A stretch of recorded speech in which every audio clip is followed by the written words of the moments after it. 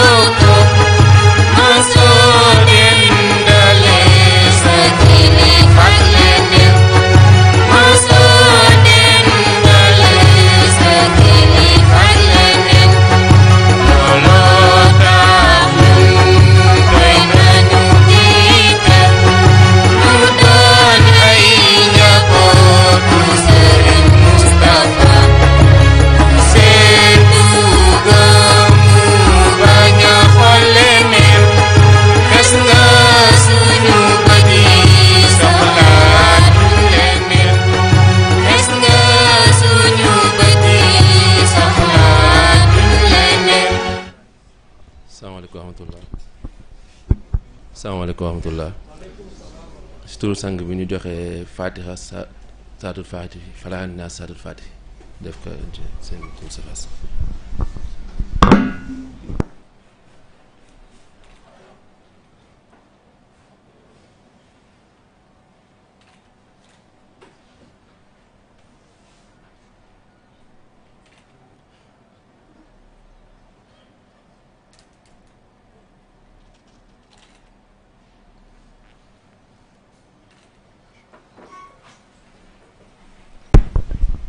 bu ko defee ñu ngi nuyu ñëpp di ziar ñëpp di jiital si nuyu bi suñu capitaine Mame Cheikh di ziara bu baax te di yebal suñu nuyoo si sang bi sëñ Mouhamadou Safa si mi nga xam ne moo waral lii yëpp bi ñu jógee si loolu ñu teg si sang yu tedd yi sama goro Pape Cheikh ak Mame Babacar ak soxna Fatima ak soxna Haja ak ñi àndal ñëpp ñi ñaan mission bi ngeen sumb yàlla na yàlla barkeel ko te day leen kàttan ba ngeen mottali ba kenn foogayul woon daf mel ni tey de daw naa 1 mois 1 mois ngi ni ñu mën a ñëwal def thème bi ñëwal jàppale maam ñëwal accompagner may daw rek ndax xam naa ni li waa di waxoon rek c'est pas facile de parler devant De Gaulle kon loolu la ñuy delluwaat tey waaye xam nga ni rek ñoom seen barke lépp mën na dox kon ñu ñaan yàlla def yàlla yombal rek incha allah bu ko defee dafa mel ni thème dimension mentale bi maam dafa mel ni ñëpp apprécié nañ ko on a eu plus de 50 questions yoo xam ne jot nañ ko waaye dañoo mujjee sax di filtrer pour mën téye temps boo xam ne dinañ mën a évoluer incha allah. bu ko defee ci cadre boobu noonu dafa am ay questions yoo xam ne c'est d'ordre spirituel yoo xam ne certainement dinañ ci échanger même am yoo xam ne aussi c'est d'ordre mën neen wax scientifique ak côté santé moo tax tey soxna may mun a nekk suñu wet pour surtout ñëw côté boobu noonu répondre ci questions yooyu noonu nga xam ne c'est d'ordre scientifique et médicinal daanaka la ñuy wax bu su ñëwee rek incha allah bu noppee ñu commencer dugg nag ci thème bi def récapitulatif ci sujet yi nga xam ne jot nañ fi jaar par rapport ak dimension mentale bi et aussi certainement une ouverture vers ce qui va suivre incha allah soxna may mun a bismillah.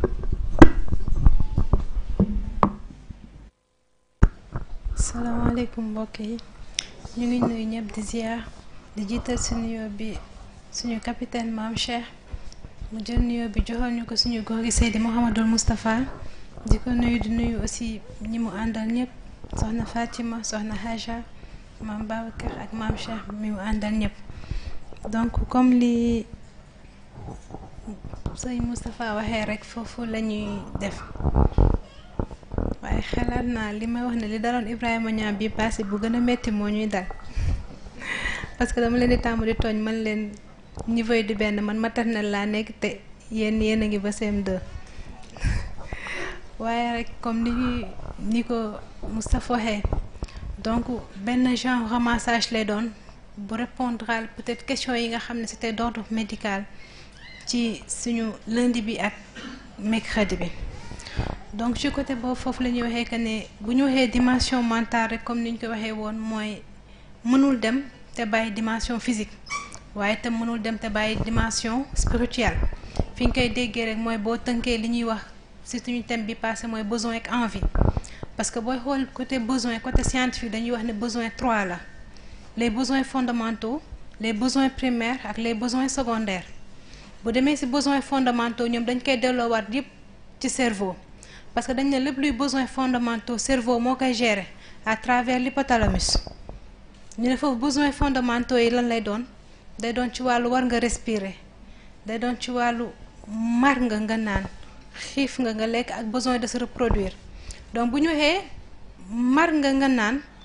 am na fu besoin di duggee am na fu envie di duggee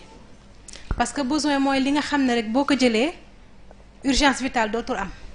mais lépp lu dépasse satisfaction sa urgence vitale dootul besoin envie lay dugg li ñuy wax ne aussi ki xiif bi mu xiifee ba mëntul supporter besoin bu demee ba mëntul si besoin lay doon mais fi mu toogee di taamu ceeb laa war a lekk wala méchoui envie dugg na parce que xëj na buñ ko joxoon benn téye dugub mu lekk ka mu gérer besoin boobu donc yooyu ñëpp. bu ñu waxee aussi besoin de reproduction bu ñu wax besoin de reproduction du tant d'enfants laa bëgg am ak yooyu parce que bu ñu demee bay choisir sexe ci xale bi wala choisir façon bi ñu bëggee am ba muy jar fekk ñenn ñi mu leen ba mu jar yenn ñuy wax ne système bi ngay def pour am doom bu góor ak doom bu jigéen envie day taxaw mais besoin bi mooy que ne reproduction pour que système humanité bi bañ fi yem mais dootul pour dama koy def ci benn envie donc besoin bi rek mooy pour humanité bañ fi yem. donc mooy dugg ci cadre besoins primaires fondamentaux yi moo xam ne yooyu yëpp nag hypothalamus moo koy gérer parce que bu dee xiif sa hypothalamus mooy dem ba mëntul kii mu déclencher hormone yëpp que ne mëntul jàll bu dee mar noonu la bu dee noyyi foofu la bu dee reproduction aussi moom moo koy gérer à travers les hormones de la reproduction bu ñu jógee foofu mun ne ñu dem ci nga xam ne moom la ñu woowee besoin primaire bu ñu waxee besoin primaire dañuy wax ne besoin B boo ko satisfaire urgence la. ba pare besoin B dafa nécessaire mooy fondamentaux yi tandis que bu ñëwee besoin primaire dootul lu nécessaire mais lu légitime la éducation dugg ñu la lan moo tax éducation ñëw foofu doon dugg doon besoin primaire ñu ne que parce que ki nga xam ne jëlul temps kenn éduqué ko bi mu juddoo ba ni mu màggee noonu la yem mu ne ni mu juddoo ni cerveau wam toll ci connexion neuronale noonu lay dem te am na fu ñuy toll ñuy wax dégénération yenn yi day ñëw mais bu dégénération amul fekk éducation amul fa amul dara loo xam ne nii mooy stimuler waat yeneen connexion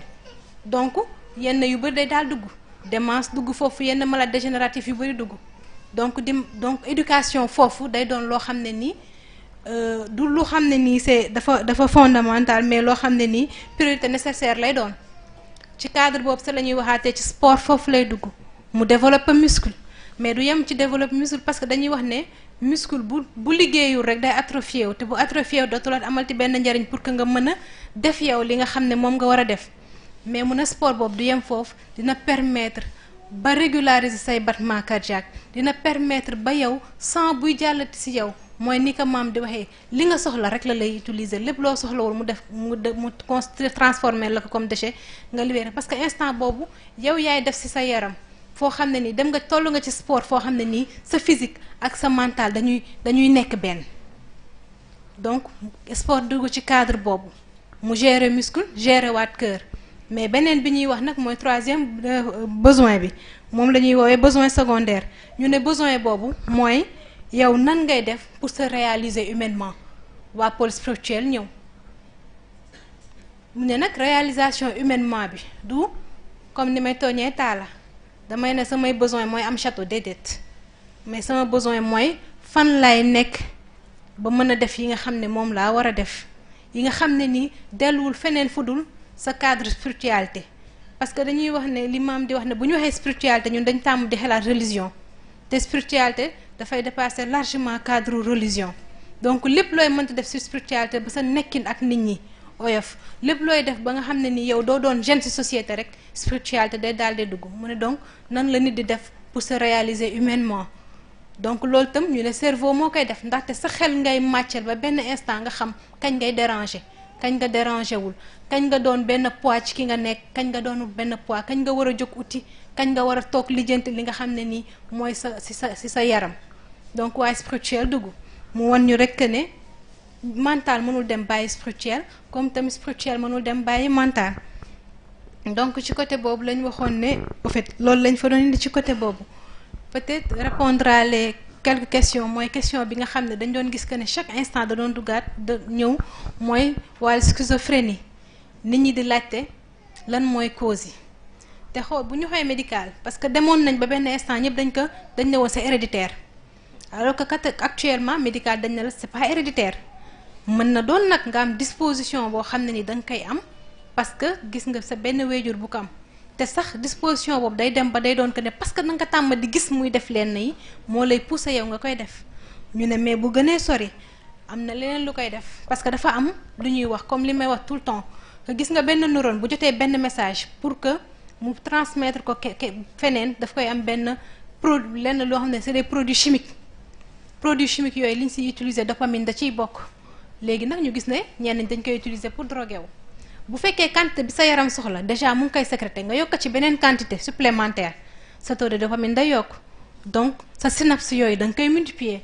donc yow da ngay am li nga xam ne nii bu fekkee ne pour benn activité donnée wala pour benn réflexion ci dara lii nga soxla nga am que 10 fois da ngay am ay réaction yoo xam ne nii dafay ëpp réaction yi nga am donc cas de schizophrénie dugg beneen bi aussi ñu jaar pour répondre à Abdoul Aziz mooy question bi mu waxoon ci souffrance fœtale mooy xale yi nga xam ne nii parfois ci diggante accouchement bi day jël temps ba xale yi am benn problème bi ci du ñu am assez d'oxygène boobu nga xam ne xale yi duñ ko am dafa am ay altération yu muy jur parce que connexion neuronale bi oxygène dafa am solo parce que dañuy wax ne hypoxie cérébrale bu xësee ba am bu continuer bu yàgg sax daf lay indil ay mort cérébrale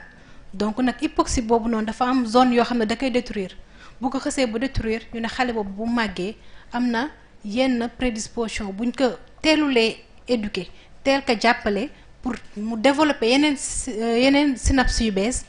maladie schizophrénie dugg yeneen maladie dégénérative dugg donc maam comme ni ñu wax rek ñu yem foofu rek bàyyi la Moustapha li ma koy tooñee Moustapha sànq ma ne ko jarul woon sax ñuy ñëw parce que maam Cheikh ak Serigne Moustapha rek doy na ci plateau ku ci nekkaat da ngay yàgg.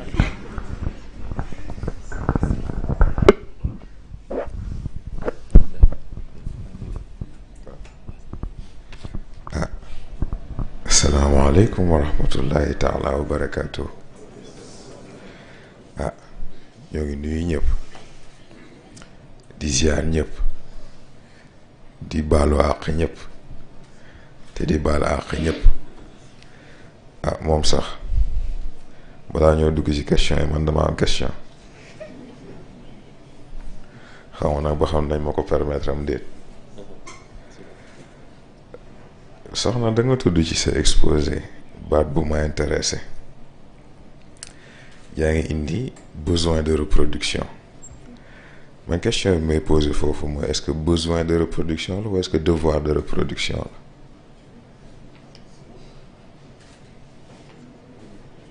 kon ñu xool ba xam rek waaw bismillah kon nga defee ñu ngi sant soxna bu baax ci intervention maanaam dafa mel sa question bi dañ koy delloo médecin bi rek xam naa moom dina si mën ñëw wala du ñàkk itam ci biir développement yi mën nañ ci ñëw incha allah question dimension mentale bi dafa mujjee nekk labyrinthe si ñun te moo waral sax sujet bi ndax thème semaine bi ala la dimension mentale un labyrinthe familier da ngay dem ba min ko foog ni yaa ngi ci mu njuuj la loolu moo tax nag ñu indi thème yooyu noonu moo ne si diggante lundi ak mercredi nit ñi di jaxasee nit ñi di foog ni comprendre neen ko fekk comprendre ñu ko xam naa maam moom cadre labyrinthe boobu noonu foo ñu ñëwaat si incha allah ci biir discussion bi waaye bu ñuy waxee dimension mentale dañ dellu ci cadre aql te nécessaire bien sûr ñu xool aql boobu fan lañ ko njëkk déggee ndax Seydi Hadji Malick li muy wax ci xilaas ni leer bi nga xam ne moom la yàlla bindee mu nekk leeru Seydina Muhammad sallallahu alayhi wa sallam ñii naan ruux la ñuy jox ko ay composants wala ay segments ne mooy ruuxul kulli ne aqlul kulli ne al qalam ne yëpp a ngi si biir Seydi Abdul Xaadir Jeylaani dafay wax si sirrul asrar nii dañ ko naan an nuur dañ ko naan leer nga parce que raxul ténèbre ñu ne ko aql nga ndax tu as vu et compris lépp li nga xam ne moo am dafa bi ko yàlla defee rek moom il a tout compris ne ko alqalam nga ndax tu li nga comprendre nga transmettre ko ci xuruuf yi ba nga xam ne nit ñi comprendre ko Sëñ Moussa Ba defe naa nit na ko ci gàmmu 2016 mais aql boobu noonu est-ce que mën nga ñu su indil loo xam ne dina tax ñu mën a def lii waral ñuy ut première question bi sax fa lay dugg sax ndax ñu am besoin de renouer ak cette connexion la divine bismillah. waaw xam nga dañ ne nit ñetti dimension la dañ ne xel dañ ne yaram dañ ne ruux mais comme ni nga koy indee besoin de renouer boobu man déjà li melaa ci mooy ban ci ñett yi moo koy générer boo xasee ba comprendre en fait foofu ci li si des ci lay commencer oyof di yomb a dégg parce que ku dégg raisonnement bi da nga yaakaar ni kon besoin boobu forcément ci ruux la war a mën a jóge et pourtant ruux messager rek la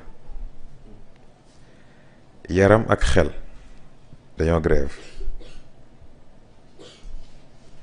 yaram ak xel dañoo grève ndax dañoo dem ba comprendre ni muy benn yaram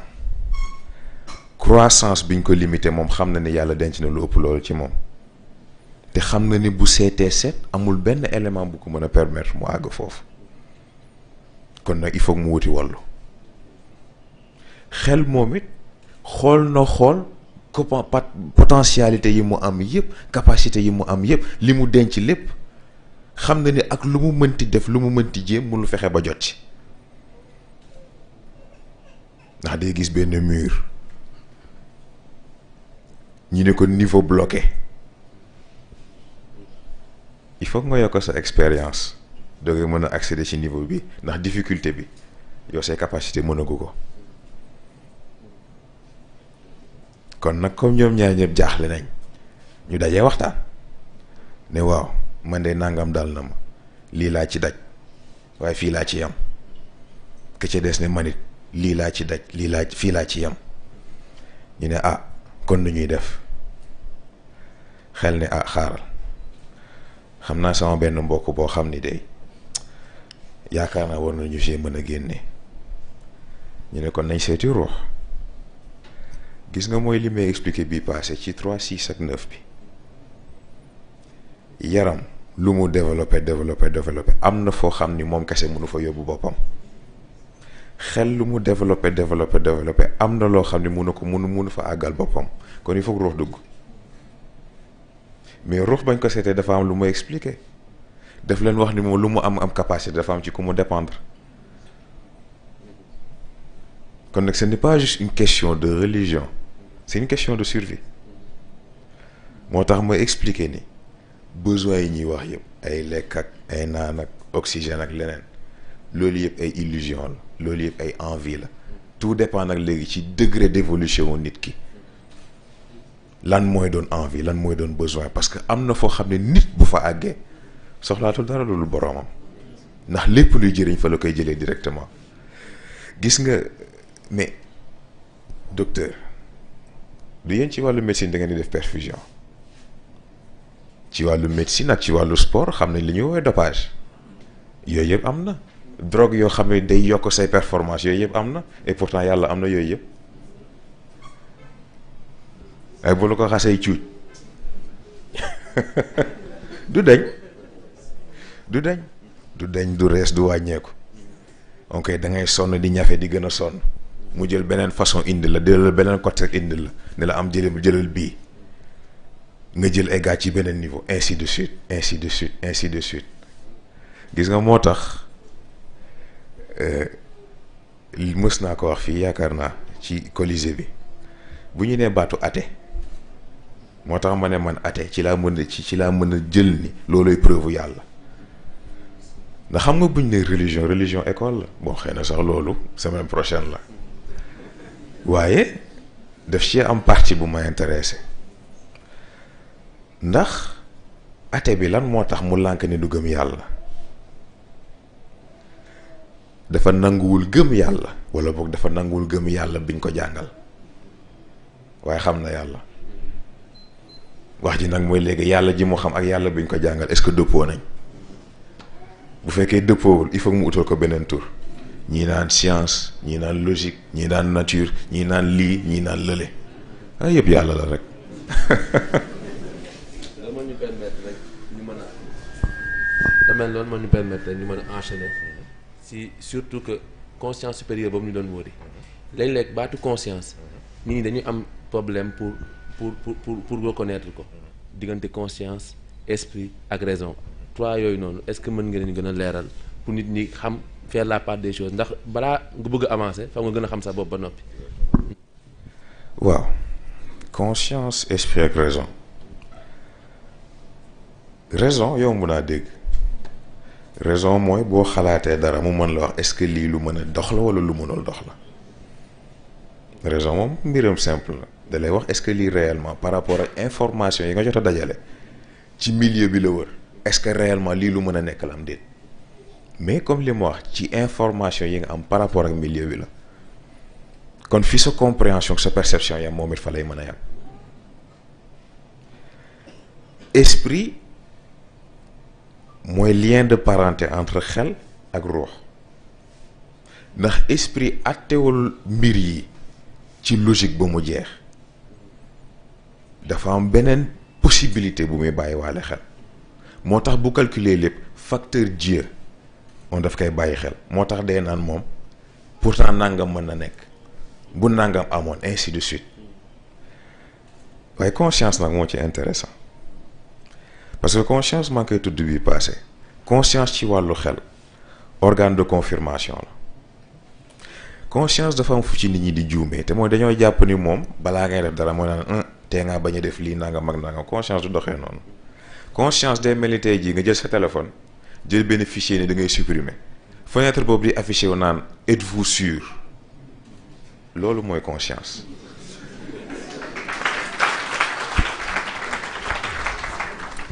ci conscience boobu parce que lu jar a bàyyi xel surtout ci développement wu nit parce que xam nga conscience dafa saay-saay conscience mooy li nga xam ne di nga toog jël sa décision gis nga moom ci confirmation demande de confirmation boo xam nga nu muy defee day naan kaasu ndox a ngi nii de mar nga lool foog nga naan waaye da ngaa woor est-ce que c'est sûr que bëgg nga ko jël boo ko naanee de di nga dog sa koor bàkkaar la de waaye sa mar bii de doy na waar c'est ça conscience façon boobu lay fonctionner gis nga dalay def loo nii dalay def loo nii gis nga moment bi nga jëlee sa responsabilité nag def sa décision mooy la wax naa la li ma xam. moom la sëriñ bi wax ni c'est un conseiller avant l'acte et un juge après l'acte. exactement tout simplement te texte waaye bu ñu delee conscience boobu noonu sëriñ Cheikh day wax sa turandoo danaan naaj bi dafa am conscience. te conscience am boobu noonu bu ko amul woon. kon mu lakk chaque jour mu lakk planète. diggante conscience bi nga xam ne si nit di dund la. ak li nga xam ne moo nekk si nos juridiction comme ni ñu ko tuddee. nan lañ koy comprendre est-ce que même conscience bi la wala dafa am différence. góor gi tontu na ko ba mu ne mbindeefu yàlla yëpp yàlla am na unanimité si ñoom ba mu des nit foofu rek la dellu ñoom ñëpp xam nañ ki ñu amal affaire ak ni nit toll xam nga lu tax parce que nit ci composant yi ko composé ci lañ bind yooyu yëpp capacité yi yooyu yëpp am ci nit la jóge moo tax nit en réalité nit bu matee nit amul besoin mais li neex ci loolu mooy conscience boobu mu indi ci jant par exemple mais xam nga boobu sax sànq lañ ciy waxtaane yàlla xam na ko ñuy waxtaan bay tudd ni jant bu dul woon conscience boobu ak filtrage bi yàlla indi diggante ñun ak moom waxuma la sax tàngaay bi mais li muy sori nit bu nekkee ci kaw suuf dina ko dégg muy lakk te bruit bi dana fort goo xam ni day mel ni ko jël scooter taal ko sa wet en constance kon nag conscience boobu jant bi am ba xam ni fii de nit a nga fa xamit nit ak fi ko yàlla teg waaye nit nag lañu wax c'est très important ndax xam nga bëri na ko wooye boppam nit wala doomu aadama sax te yàlla xam ni matu ko yooyu yëpp dafa jar a bàyyi xel mais gis nga conscience boobu mooy tax li tax sax ñuy wax juridiction ci cadre nit li tax duñu wax environnement c'est parce que xanaa xamoo ne ni tey jii cerveau wu nit moog yeneen cerveau yi ci àdduna bi yëpp connecté moo xam bu animal la moo xam bu végétal la moo xam bu moroomu nitam. loolu mooy def impact des fois nga ëbbali kenn ëbbali sa wet. yooyu yëpp ay façon la. mais gis nga loolu grawul parce que am na question yaakaar naa bu ñu fi posé woon ci cadre loi de l'attraction gis nga loi de l'attraction boobu ñuy tudd ki ko indi dafa déggul parce que nekkul lu général lu spécifique la te ñi mu spécifique ci ñoom sax mën nañ bañ a xam ne nekk ñoom ci seen wàll la parce que ci biir réseau cérébral boobu dafa am lu ñuy woowee cerveau antenne mooy cerveau boo xam ni tey jii bu soxlawee information wala moom ci boppam ci biir réseau bi am na pouvoir de décision waaye xam nga yàlla ak ni mu bëggee équilibre cerveau am capacité yooyu yëpp ba pare du bàyyi di jot ci consciemment il faut mu def yitte yar boppam maîtriser boppam xam boppam doogee mën a contrôler loolu. waaw da ñoo dégg ne cerveau antenne ñu ngi doon wax ci groupe bi yàggul yàlla xam na ko. pour poser question boo xam ne nii comme lam lañ doon wax mooy ordre médical dafa am lu ñuy wax détecteur de mensonge donc ci cadre science bi ñu ko defee dañuy def ñu ne pour que ñu xam ne niveau ndax li muy wax dëgg la wala du dëgg dafa am benn appareil yu ñu koy teg donc appareil yi bu ñu ko tegee ci ngay xam ne kii wax dëgg parce que avant ngay wax dañuy xool sa fréquence cardiaque instant bi ngay wax ñu xool sa fréquence cardiaque donc ñu ne foofu la ñuy xamee ki nga xam ne wax na dëgg wala waxul dëgg parce que bu fekkee nekkul di wax dëgg fréquence cardiaque am dafay supérieur ak fréquence cardiaque normale am mu ne waaye ba léegi mënuñu ci sukkandu ba mu jeex parce que ki nga xam ne dafa tàmm wax lu dul dëgg moom bu ñëwee buy waxee waxul lu dëgg fréquence cardiaque am te adapté wu. exactement day normal donc scientifiquement tey mu ñu posé waat question pour xam. question bu intéressante la ndax ñun ci suñu étude psychologie loolu daf ñu jaaxaloon parce que polygraphe yaakaar naa bu ma jiw mu dina jël sa fréquence cardiaque jël sa ñaq jël sa mouvement auriculaire et pourtant nit dana yar boppam ci miin machine bi façon boo xam ni bu ko ne lii laa bëgg mu feeñ ni mooy dëgg loolay feeñ mais gis nga loolu façon yar sa bopp la ndax respiration rek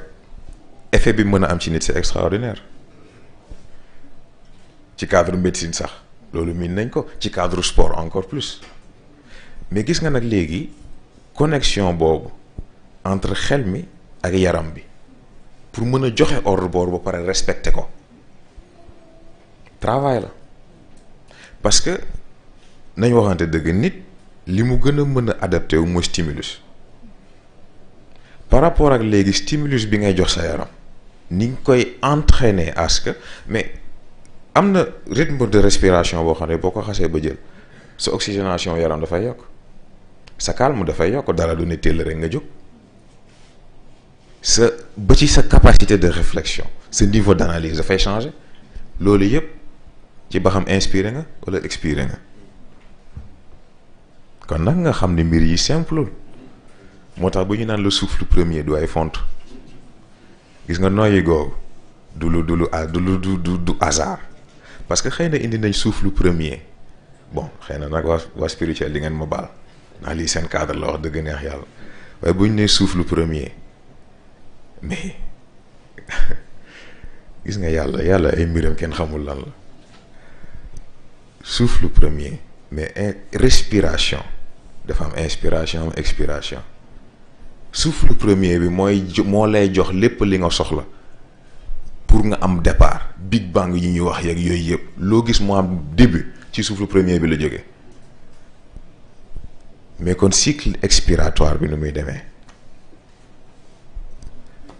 foofu nag kenn du ko tuddee souffle premier ndax souffle premier bi dugg na ba pare expiration lan la looloo lay wane oxygène bi nga jot a dugal nutriments yi nga jot a dugal li nga jot a dugal ci sa yaram mu war a am njëriñ am na njëriñam ba moo ngi génn kon nag foofu nekkatul souffle premier souffle divin la ndax li war a mat na souffle divin boobu nag mooy garantir bépp fin lépp lu war a fonctionner bépp machine bépp appareil bépp fonctionnement bu war a am ci création bi ci kaw ba ci suuf waaye yamu fa li waroon am te amul li yàlla bind te indiwu ko li mu bind te joxewu ko li mu bindagul ak li mu bëggul mu am yépp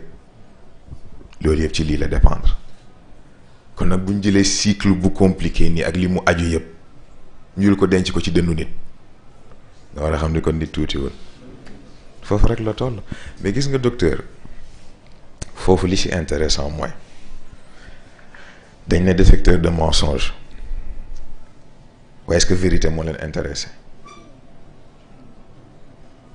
c'est très intéressant parce que dafa am li ñuy woowee vérité ak vraisemblable nit dina la wax dëgg nga ne ko déedéet li nga wax ni yanuwul maanaa waaye est-ce que dëgg bi pour mu am il faut que sa xel nangu ko moo tax nit dina la wax dëgg doo ko gëm fekk ne loolu la demee nit wax la loo xam ni tey ji boo ko xalaatee wax dëgg neex yàlla lu logique la fekk yàlla xam na ne moom xëpp na lu ko neex moo tax foofu tamit angle bu jara étudier la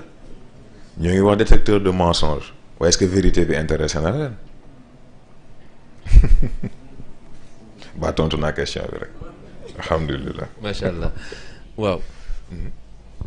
conscience ak inconscience. nit ñaa ngi laajte ndax dañ koy développer à part. wala dañ koy unifier. waaw mais mënuñ développer wu à part mënuñ développer wu à part xam nga day mel ni tey jii nga ne pile ou face pièce bi du mat lu ñaar yëpp nekk fa. noonu rek la toll c'est-à-dire que tey jii sa conscient ak njëriñam mais dafa incomplet parce que ba léegi travail am dafa subjectif dafa concentré de trop ci li altruiste dafa concentré de trop ci liy njëriñ ba lii cadre survie lii cadre dundu nit ki moo intéressé wu ko kon nag am na lu ko manqué ci équation bi de la même manière inconscient moom dafa concentré de trop ci survie wu nit ki ak confort am ak bëgg-bëggaam ce qui fait que moom it li war a jëriñ nit ki ba mu avancé intéressé wu mais gis nga bu ñu àndee ca nañ war a àndee parce que ba ci cadre schizophrénie bi nga tudd lii dafay ñëwaat parce que tey jii ki nga xam ni dafa dajeeg genre équation existentielle dans le sens où daje nag situation boo xam ni normalement conscient bu fekkee moom mooy fonctionner am na décision bu mu war a jël mais instinctivement décision boobu nangu ko jël loolu choc moral la gis nga choc moral boobu li ci intéressant xam nga lan la fracture mentale la lay jural fracture mentale boobu mooy tax dootoo tudd conscient dootoo tudd inconscient dootoo tudd yi ci des parce que ñooñu ñëpp seen fonctionnement ci ñaar ñi ñu jël seen position la aju parce que ñooñu ñoo yore réellement fonctionnement wu personne bi c'est-à-dire que nit ki dans son cadre animal maanaam yaram beeg yooyu dina fonctionner mais pas ca nam waree day mel ni tey jii nga xëy am sa ordinateur disque dur bi lakk wala mu am problème ba di fichier yeeg système d'exploitation mënutul fonctionner c'est le même principe ce qui fait que fracture mentale boobu nag léegi li ci intéressant mooy conscient bi day toj inconscient bi day toj bu ci nekk nag léegi fragment bu ci nekk ak trait yi muy boole di nga gis sax xaaju trait fii ak beneen xaaju trait fële mais est-ce que ñaari ànd na moo tax schizophrène mën na am plusieurs personnalités ci biir yaram bi parce que gis nga fragment yooyu bu ci nekk nag rek day créer entité boppam. waaw léegi mécanisme boobu ñaari war a ànd. lan moo koy huiler moral la pensée la wala acte la. waaw mais. wala la nen sax exactement parce que bu ñu nee dañu war a ànd mais ànd ak fusion bokkul parce que ànd mooy fonctionnement normal c'est inévitable kenn mënul daan sa morom c'est un éternel combat conscient day jël fii inconscient xëcc fële ainsi de suite mais gis nga fekk combat boobu moo ngi am mentalement sax capacité wu nit du avancer alors que tey ji fusion bi nag léegi foofu du ànd du danse du dara forge la forge boo gis nag day tàng waaye gis nga tàngaay boobu ak pression boobu mooy différence diggante këriñ ak diamant noonu rek la toll gis nga fusion boobu bu xasee ba am conscient amatul inconscient amatul subconscient amatul yooyu yëpp amatul benn unité mentale mooy am muy identité absolue l'homme face à lui-même l'homme avec lui-même l'homme contrôlé par lui-même je dis bien l'homme pas l'humain parce que foofu décision là encore tu es face à toi-même am ses capacités am lépp devant toi mais le pouvoir corrompt foo ci jëm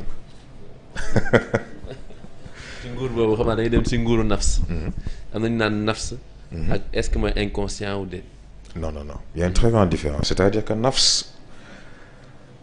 dafa bëri yu koy influencer mais nafs boo dindee distraction yeeg yeneen éléments extérieurs yépp nafs outil la nafs allié la dafa fekk ni rek dafa am jikko boppam kon nag boo ko bëggee duggal ci li nga soxla il faut nga yar ko moo tax besoin yi taxaw envie yi taxaw besoin yi mooy yat bi nga koy yare envie yi mooy yàpp bi nga koy neexalee ci biir loolu nag il faut que nga mën a trouver équilibre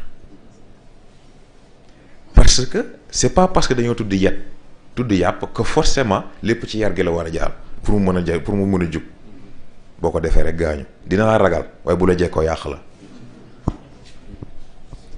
loolay tax sax ñu mën a enchaîner directement ci deuxième partie bi bi nga xam ne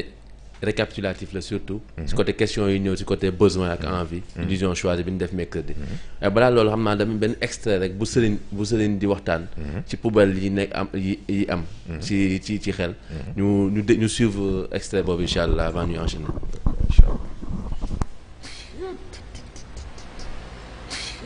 moo di nit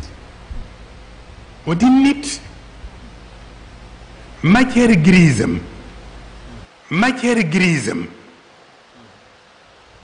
dafay dem bay éclipser substance de qualité am mooy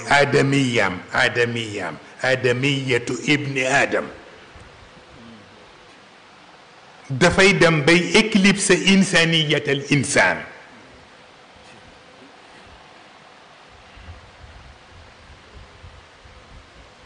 mais li koy def lan la an nafs moo koy def ndax an nafs moom la ñuy fay taxe enlèvement des ordures.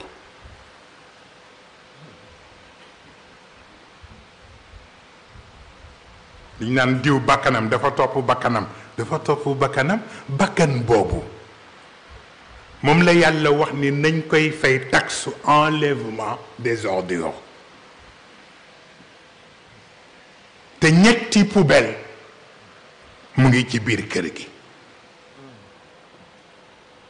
poubelle bu jëkk bi mu ngi tudd achak.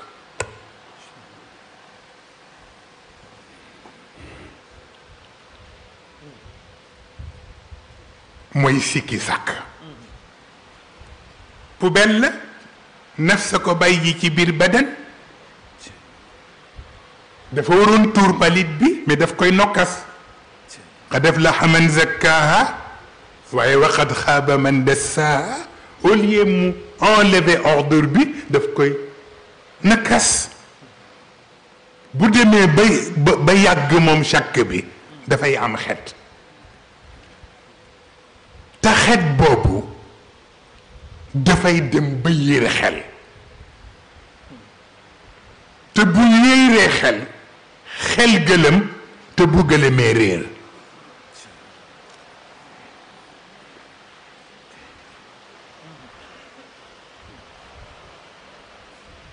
poubelle boobu fokk ñu seet mbiram. ñaareelu poubelle bi mooy az-zann wa inna ba'da az-zanni ithmun. moom it dañu war a évacuer ordure bi. moo tax bu ko nafs nës-nësalee kenn évacuer wu ko mu jur xet. moom zann bi te bu juree xet dana dem ba yiir xol jur ci moom lu ñoo tudde mbañeel. beneen poubelle bi mooy bu ñuy tudde al wahm mooy hésitation def-defle. moom itam poubelle la. bu ñu évacuer wul ordure bi buñ ko nës-nësalee ba mu yàgg dina am xet bu muy dégager. xet boobu mën na dem ba yiir roox jur ci moom taraddut. te mooy muy dengi walla muy am lu muy xaw a werante ndax am na walla amul. waaw moo tax ñetti xet yooyu nag bu ko nafs waree évacuer te évacuer wu ko da ngay dem ci butigu yàlla mu jaay la cuuraayu bant. yàlla am na ay cuuraayu bant. am na ci cuuraayu bant boo xam ni ilm la ko tudde.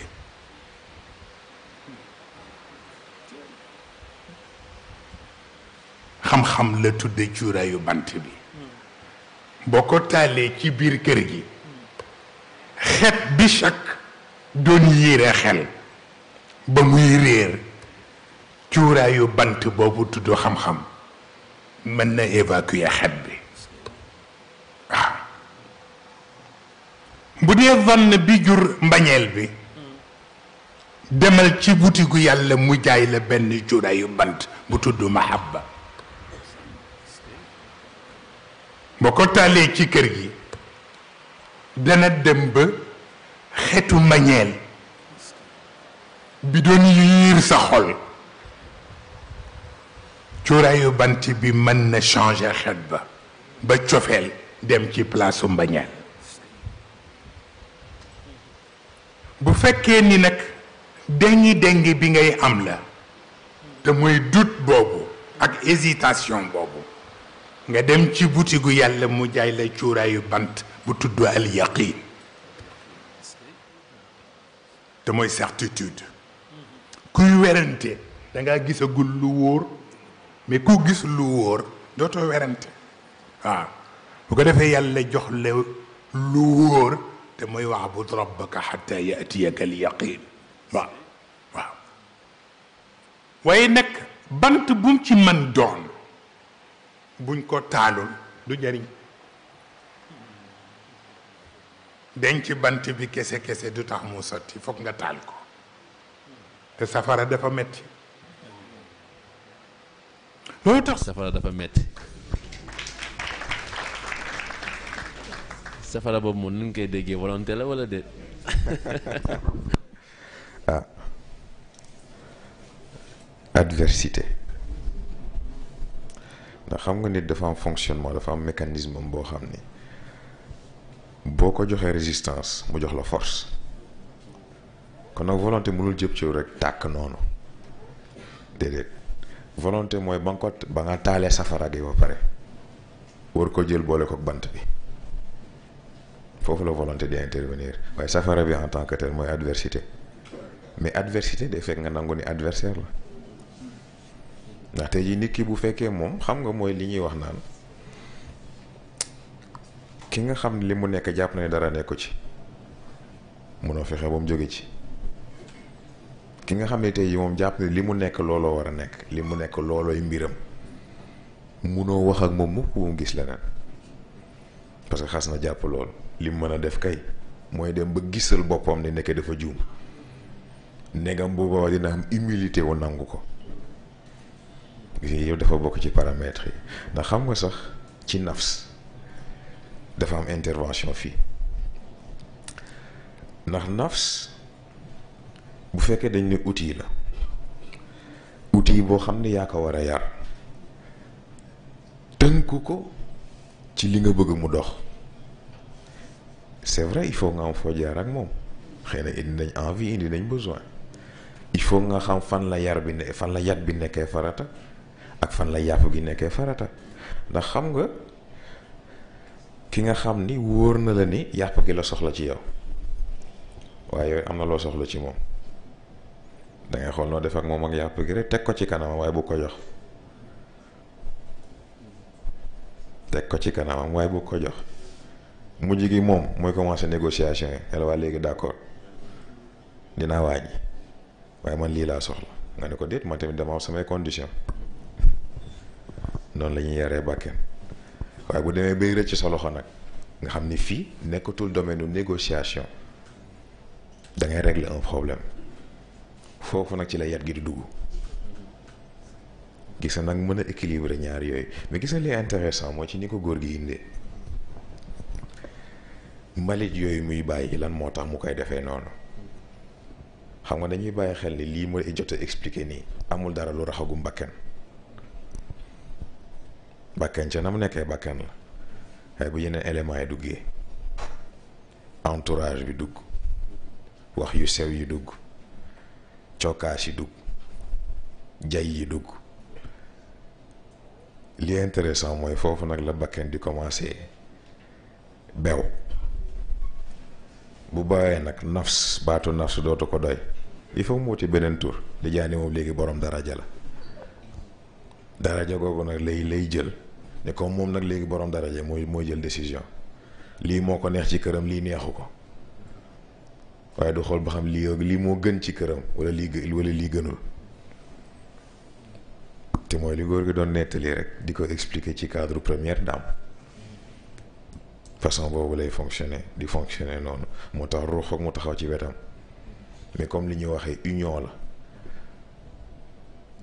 bu séparation amee rek musiba am parce que nafs moo yore caabi yaram ruux moo yore diggante nit ak boroomam léegi ñaar yi bu ñu neexawul fu nit ki jëm. xam naa loolu nañ si ñëw sax parce que yar boobu noonu xam naa ñoom scientifique réflexe de Pavlov lay gën a jege lay conditionné ba keroog ngay kii xam na da nga am laaj. am ñun foofu laaj bi ñuy dugal mooy comme li góor gi wax léegi nii ci matière grise. ñu xam ne que ne cerveau ak li ñu fi waxoon la dernière fois ci lobe bi yëpp constitution bi 2 la matière grise bi ak substance blanche ci matière grise bi fa la ñuy wax ne fa la neurones yi nekk. neurones yi wax ne ñun suñu capacité bi ñu si mën a utiliser mënul dépasser 10%. si consciemment donc ñu dem ba comme li nga ko waxee léegi nii jay yenn nay dugg sa bakken dugg ba nga ni donc ni ñu tudd yeneen produits yoo xam ne ni ay produits chimiques la yoo xam ne ni day stimuler matière grise boobu stimuler yeneen neurones yooyu noonu donc ñu xam ne aussi ba léegi cadre science trouvé guñ ci solution parce que amul kenn ku ko def ba tax sa niveau mental am supérieur te 10% yooyu te amoo yenn pathologie yu ci topp donc ñuy xool ñuy wax ci côté beneen bi nga xam ne du science nan la ñu mën a def ba atteindre 100% yooyu te duñu wut ay produits chimiques. waaw mais xam nga man li may njëkk a posé nit ki bu fekkee bëgg na contrôler mais lu tax administration produits chimiques yooyu nekkul ci loxo c'est-à-dire que contrôle bi ak lu mënti xew rëccul loxo nit wax ji mooy échange bi mu war a def ba ñu jox ko loolu moom lan la war a joxe foofu en fait la jafe-jafe yi nekk parce que budul sax ruux ak participation xel ci boppam war na mën a àgg ci stade boobu mais nag problème bi comme ni ma ko waxee nan ngay fexe ba contrôle inconscient boobu nga xam ni moom la xel di am ci yow moom la xel di doxalee li mu war a doxal mu koy doxal cerveau bi li mu war a communiquer ak yi ci des ci wàllu information ci wàllu décision mu communiquer leen ko et pourtant yow doo ci mën dara yow mi nga xam ni yow yaa ne yaa nit ki nan ngay fexe ba contrôle boobu nga récupérer ko xam nga da ngeen di bàyyi xel yàlla ku bëgg natt nit la ku bëgg test la mais gis nga test bi foofu la nekk parce que balaa ngaa contrôler dara il faut nga xam ko mais nag bu fekkee da nga bëgg a yemale sa contrôle ci lii laa foog ci sama bopp munul dem balaa ngay contrôler dara il faut nga xam ko boo ko xamee ci nga xam fan nga koy jaar ba mën ko utiliser optimalement gis nag foofu nag la affaire yi di intéressant parce que amul kenn ku la mën a wax ni façon bii rek la xel bu nekk ak ni mu bindoo xel bu nekk ak ni muy fonctionner nit ku nekk ak li daje ci moom kon nag tey nit mën na dox ci mbedd yàlla defal ko sutura mu gis dara loolu am lu mu débloqué ci moom waaye am na ñoo xam ne tey jii fekk mbëkkuñu fukki mur dara du bouger gis na nag yooyu yëpp ay façon la parce que c'est une manière de sécuriser en fait le trésor humain bi mooy potentiel illimité boobu bu fekkoon ku jóg rek jot si mais kon fu àdduna bi jëm kon nag il faut ñu créer ay barrières de sécurité capacité yaram du standard dès le début yaram am na yenn capacité am na yenn force yi mais lan moo tax kenn du ko bàyyi mu utiliser ko parce que bu parewul boppam da koy def ba pare gaañu n'est-ce pas xel même principe bi la ruux même principe bi la c'est ça nit ki nag moo war a def yitteem déjà xam moom yan barrière la am fan la barrière yi situé yow ban hauteur la ban largeur la ban profondeur la mais aussi ban matière la ci waxin xam nag léegi ba xam est-ce que da koy percer est-ce que da koy gravir est-ce que da koy contourner nu muy def mais gis nga ku ci nekk ak bosam gis ngeen am na loo xam ne amul clé squelette yoon bu yomb amu fi bu fekkoon mbir yi yàlla dafa bëgg mu yomb wax dëgg neex la ñuy bind lépp mat waaye comme defu ko dafa am lu muy xaar ci ñun c'est très important moo tax yitte ku nekk la mu dem def exploration boobu moo koy permettre mu am xam-xam googu moo koy permettre nag léegi mu xam fan lay jaar ba lim soxla ci boppam mu mën ko am moo xam ci cadre physique la moo xam ci cadre mental la moo xam ci cadre spirituel c'est très important ba tontu naa question bi. pour dolli si barrières yooyu nag barrières yooyu ñuy wax léeg-léeg ne neen barrières yooyu des fois société bi ñoo koy teg. de créer la yokkal la ay barrières sax. est-ce que barrières yooyu noonu société bi la tegal est-ce que da nga obligé écarter wu de la société pour dindi ko. wala aussi boo nekkee ci biir itam ci société bi nan nga mën a moomee sa bopp ba mën ko écarter. c'est un problème d'environnement mais environnement bi ça n'a rien à voir ak société bi ça a tout à voir ak yow environnement bi nga nangoo nekk ban la parce que am na ñoo xam ne dañuy naan bon société bi nangam ak nangam fekk yàlla xam ne li leen intéressé mooy ñu def li ñuy def ba pare nit ñi naan leen yow nekk jàmbaar nga gis nga genre boost dopamine boobu moo leen intéressé mën a se sentir bien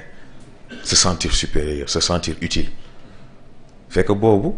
société bi moo leen intéressé wala nangul def face par rapport ak seen égoïsme par rapport ak vision boobu gis nag différence bu jar a def la gis nga ki nga xam ne dëgg-dëgg li ko intéressé mooy moom ci boppam ay principe am ak fonctionnement am yoonam nekkul ci li keneen xalaat c'est aussi simple que ça diw dee nangam xool ko ni mu mel bla bla bla sa yoon. da nga ne si cours bi passé que ni besoin yi ak envie yi sax ay illusion lañ léegi kon nan la ñuy mën a écarter illusion yooyu noonu. décider ko xam nga leen naaw xas nga ba xam ni mbir yi nii la demee bëggatoo mu demee nii te si yow la aju ba jëlal décision bi jëlal décision exécutive lii nangootuma ko et puis voilà tu passes à autre chose fekk nanguwoo def loolu c'est-à-dire que fekk nanguwoo détacher sa bopp ak problème bi mais noo ko bëgg régler ce n'est pas possible mais nag nangoo def en fait soo boobu nangoo def décision boobu nangoo engagé wu ci chemin boobu looloo jafe parce que nit wala boog doomu aadama li mu gën a bañ mooy regaaru keneen ni ko keneen di gisee daf ko jaaxal daf ko yitteel fekk nag moo ngi ci logique boobu mais dëggu yàlla est-ce que dina ko intéressé parce que nit ñi bu ñu waxee lii yàlla wax lële est-ce que dafa tax dëgg gi toxu déedéet kon nag bu fekkee réellement li la intéressé mooy nga jëm kanam te mu wóor la ne jëm kanam gi ci yàlla rek la mën a jaar il faut nga jël sa décision est-ce que société bi ni mu la gisee moo la intéressé ou est-ce que yàlla ni mu la gisee moo la intéressé moo tax alku il faut que mu am benn da ngay alku ci bëtu nit ñi jot ci yàlla wala nga alku ci bëtu yàlla jot ci nit ñi. dañuy jàpp ni li ñu naan nit dafa am ay besoins yu naturels yu mu war a def. influence société bi la influence négative société bi la. mais dañ ko xool déjà ci lekk. lan lañ ñuy wax 3 repas par jour mais c'est pas prouvé ce n'est pas prouvé ce n'est même pas fondé nit soxlawul 3 repas par jour et pourtant tey boo génnoon fii nit ñi bu ñu lekkati 3 repas par jour yow sa bopp la ñuy def repas c'est ça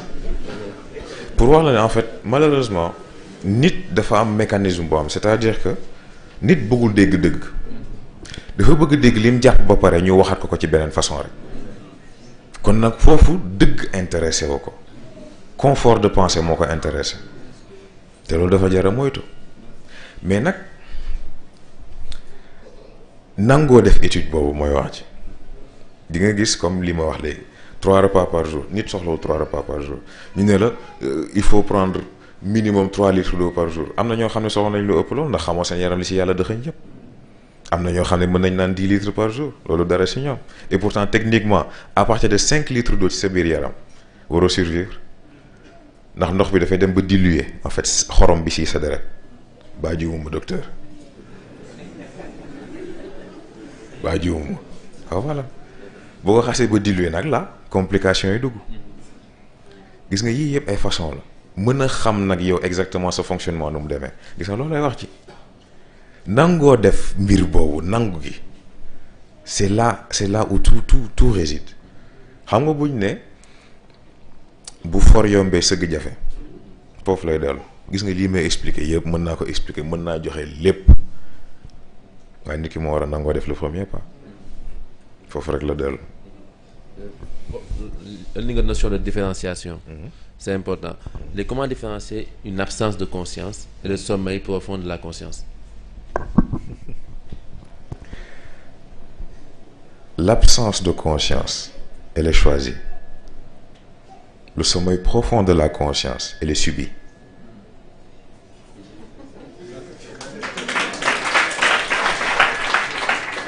C'est très important.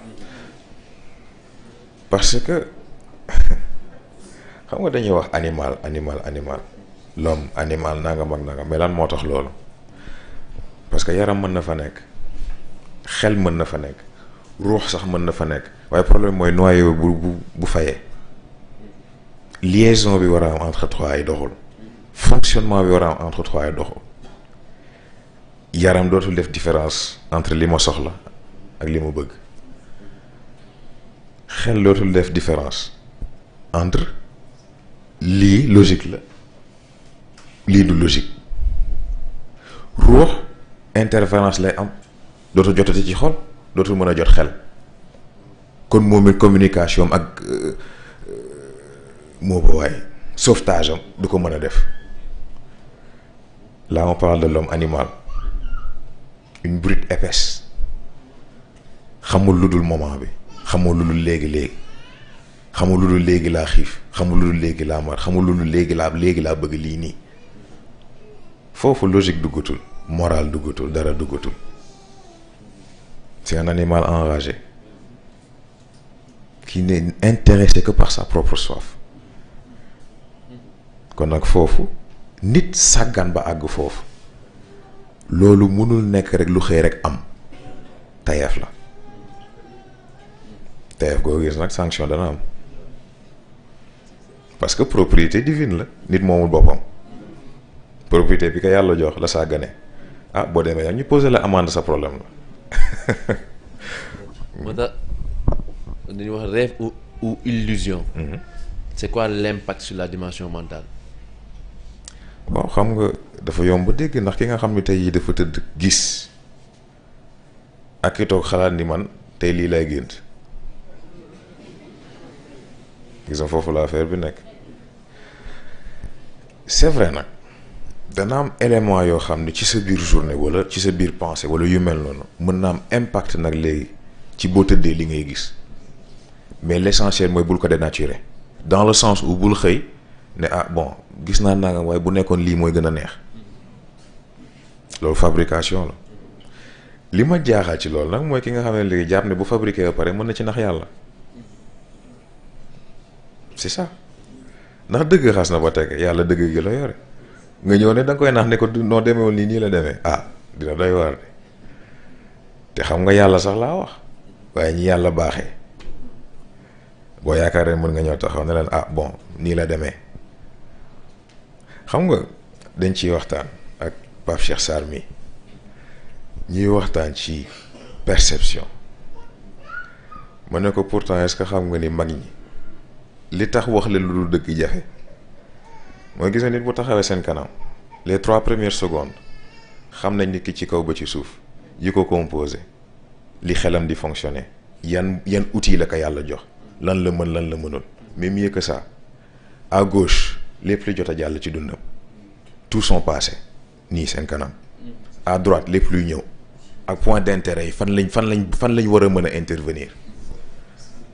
léegi kan moo mën a yore loolu pare nga naan don xaaral ma ñëw kii dama koy këpp ndox mënul nekk.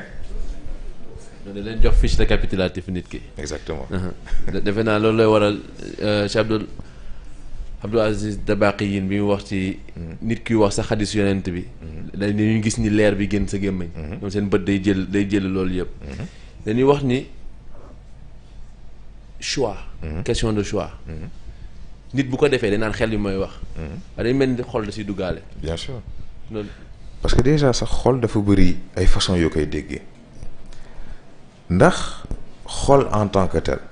maanaam xol bi nga xam ne waxuma sax organe bi mais xol bi nga xam ne foofu lu ruux rattaché wu bokkul ak xol biy sopp bokkul aussi ak xol biy bëgg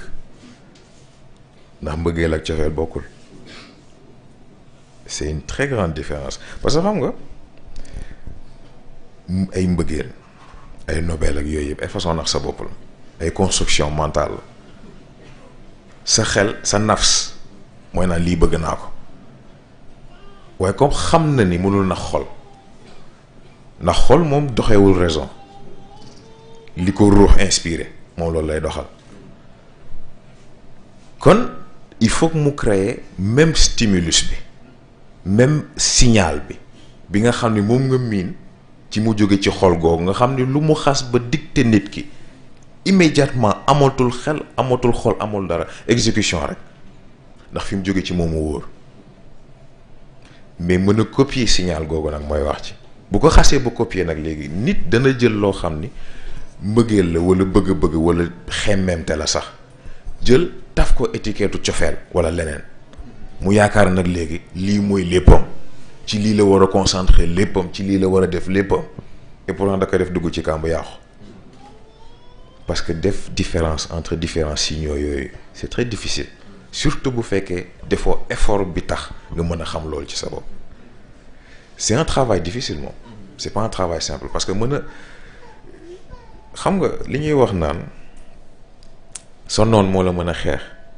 waaye sa xarit moo la mën a trahir c'est le même principe nafs dafa bokk ci yow xam na ni ngay fonctionner ba pare kon nag mu mën a xool nan la lay dugalee ci kàmb daf koy yomb mais nag nit ki il faut mu mën a am un certain degré de recul il faut mu am benn tey gi tey googu moo koy permettre nag léegi mu mën a déglu ba xam parce que gis nga nafs boo seetloo ay façon yëpp dafa xumb nafs dafa xumb dafa bëri ay dugg fi génn fi def lu ne ruux dafa tey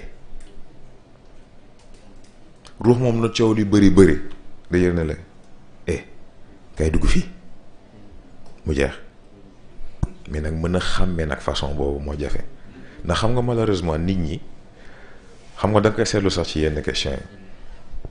da nga gis ko poser question nga xam ne problème am du problème mu compréhension question bi mais problème mu compréhension boppam la amul bay mën a comprendre question bi xam nag léegi éléments yi question bu nekk fii la wala fii la tàmbali wala fii la yam ce qui fait que problème am mujj gi lan la lii ngay tudd boo nee xel lan nga bëgg a wax parce que moom sax xamul fan la xelam tàmbaleeg fan la yam xamul fan la yaramam tàmbaleeg fan la yam xamul fan lu ruuxam tàmbaleeg fan la yam boo ko neewoon tey ji lan mooy ruux dalay xool dalay jox rek benn définition sommaire nii rek waaye du la wax ni exactement ruux lii la ndax musul jot ci moom gis nga yooyu yëpp nag c'est dommage c'est dommage parce que waxuma sax nit àgg ci yenn niveau d'évolution yi mais rien que communication entre ñett yi rek yar na ku nekk c'est extraordinaire. kon si éducation boobu noonu mooy waral soit nafs bi di conditionner xol bi wala xol bi di conditionner yaram bi kii nafs bi. pas xol bi wala boog ban xol ngay wax ndax xam nga bu ñu nee xol comme ni ma ko waxee léegi xol biy sopp ak xol biy bëgg bokkul bëgg-bëgg ci xel la aju day mel ni tey jii nga gis ko la neex xam nga naxe bi fan lay commencer ba nga ko xasee ba bëgg da nga koo bëgg a bëgg da nga koo bëgg a bëgg gis nga xas na loolu xas na ba am gis nga processus mental bi nii lay demee boo xasee ba jël apparence bi da nga koy accrocher benn valeur morale bi ak benn personnalité bi ndegam sax nit ki xam nga ko gis nga à partir de foofu scénario am lëmb ngay bind kii non nii la mel nii la war a mën a mel nangam ak nangam bind ba mu mat bind ay téere sax nga xam nga problème bi fan lay nekk boo dajee ak moom melul noonu moo tax da ngay xëy bëgg xëy mu dem tegewul ci dara loolu li nga bëggal sa bopp ay Nobel ak yooyu yëpp même système bi la c'est juste que bu si nekk nag léegi ak longévité bi muy am mais yëpp ay façon illusion la mais lépp ci xel la aju xol bi sopp ajuwul ci yooyu yëpp xol bi sopp mooy li nga xamante yi moom mook ruux bi c'est une connexion directe moom mooy en fait ambassade ruux ci biir yaram xol boobu amul logique amul dara moom message la message bi xas na egsi moom jottale na ko pare na ci ay yëg-yëg ak yooyu yëpp fa lay dugg ay yëg-yëg ak yooyu yëpp fa lay dugg ce qui fait que moom signal bu mu xas ba jot da koy transférer wax ji mooy nafs nag léegi xam nga góor gi moo ngi koy jàppale ni moom xaritu rebelle yi la gis nga foofu la problème bi ne nekk ndax moom day intercepter signal bi copier ko bu ko copier nag léegi moom suba xam na fan la lay jaar gis nga moo tax ne yar nafs am solo boo ko yaree mu mat la compagne boo ko yarul mu yàqal la lépp c'est tout. xam naa balaa ñoo passé dernière étape bi rek dafa am benn question aussi bu xaw a doy waar bu ñu dugg si cadre double personnalité. ba si jamono am na jamono yoo xam ne naan nit ñi day am lu leen dugg. ba muy waral ñu am double personnalité. mu ne comment arrive-t-il qu'une personne est possédée par un esprit mu posé loolu. mu ne bu fekkee ni loolu xam ne ni nekk ci moom dafa malveillant te muy waral double personnalité boobu noonu nan la ñuy def pour dindi ko. xam nga dafa am lu jara ràññee ñoo ngi naan double personnalité, double personnage dafa am, double identité am, double personne am, ñeenti yi foog nga xàmmee ko. Double personnalité état standard la si ñëpp, ndax conscient day créer personnalité A, inconscient créer personnalité B. fu ñuy remplaçante nag doo ko yëg, moo loolooy nécessité wu en fait def reforgeage boolewaat conscient ak inconscient pour genre interférence yooyu yëpp dàqu nga mën a jot ci ses capacités, moo xam mental la moo xam physique moo xam leneen la, mën a fonctionner ni nga war a fonctionner. loolu mooy double personnalité. Double personnage mooy ki nga doon ak ki nga bëgg a gëmloo nit ñi moom nga doon.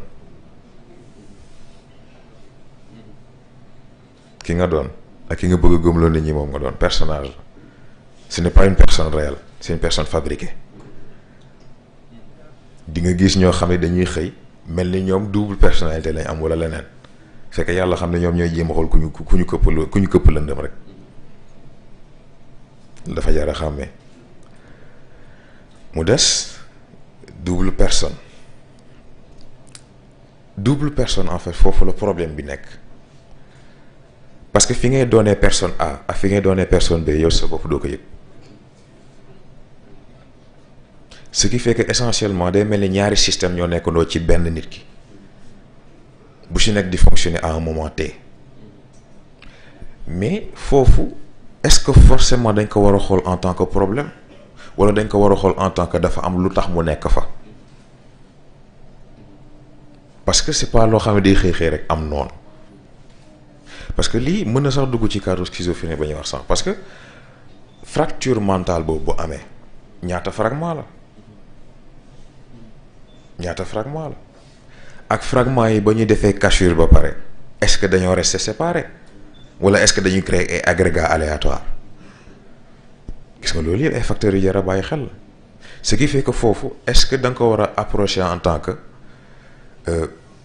benn menace wala de est-ce que da nga koy approcher en tant que bon feebar. mais feebar bi comme ni ma ko waxee sax problème bi mooy xel bu nekk ak ni muy fonctionner xel bu nekk ak ni mu doxee problème bi nag léegi mooy boo ko bëggee faj noo koy jaar surtout bu fekkee xel ba tas xamoo ko. ñoo tax ay kaawu amnésique yu mel noonu am doxalin buñ ci am parce que foofu objectif bi nekkatul jox ko garab ba mu wér wala quoi que ce soit non non nit ki ngay fàttali boppam. nan nga koy fàttalee boppam il faut nga yóbbu ko ci loo xam ne yàgg na ko def yàgg na ko miin parce que nit bon bokk na ci yi ñuy wax ci nit on est ce qu'on fait gis nga nit li muy def dafa bokk ci identité li ngay faral di def dafa bokk ci sa identité dafa bokk ci ki nga doon wax ji nag léegi mooy bu la identité boobu réeree il faut nga dellu ci fragment d'identité yooyu benn par benn ba dajalee assez pour def une reconstruction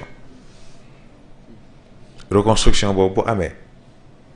ordinateur bi def le signe ne la système bi defaraat nañ ko il faut nga def redémarrage boo redémarrer ce système demande ni mu demee woon c'est tout mu des double identité li ci intéressant mooy mook double personne nuroo nañ waaye cas bi moo gën a grave parce que xam nga double personne ba léegi benn identité la waaye boo demee ba identité yi nekk ñaar maanaam xam sa bopp ci boppam moo mënta nekk c'est là que le danger commence parce que yaram bi li mu waroon a contribuer li mu information yi mu war a jot day double dootul xamati man diw laa wala ci ji mbindeef sàngam laa bokk ñaari carte d'identité lay yore te du xam ban la ciy doon xel bi jarta wax ndax day toog ne man nii laa mel may diw lii laa bëgg lii laa bañ nangam ak nangam seconde bi ci topp mu changer complètement foofu nag yooyu yëpp ay façon c'est-à-dire que yii yëpp boo ko xoolee ci cadre psychologie mën nañ ko woowee schizophrénie wala trouble de personnalité, mais ce n'est jamais aussi simple que ça. Parce que identité li ci metti mooy information ruux di duggaale moo tax foofu médecine kese mënu ko faj wala bu ko fajee it dana am lu mu fa bàyyi. moo tax foofu il faut que ñu am beneen stade d'intervention boo xam ni nit ki foog mu jaar fa wax ji nag mooy kan moo ko fay jaarale. macha allah dafa mel ni laal neen dimension mentale. dugg ci illusion yi. léegi bu nit ki bu jógee ci illusion yi dañuy dugg ci cadre évolution. balaa doon dugg ci loolu dafa am benn extrait boo xam ne Sey Moustapha am na lu mu wax ci cadre boobu noonu xam naa bu ñu ko xoolee pare incha allah ñu yeggali waxtaan bi. xam-xam bi nag rañaane ca xam-xam bi nag rañaane ca masjid bi ñëw ci masjid bi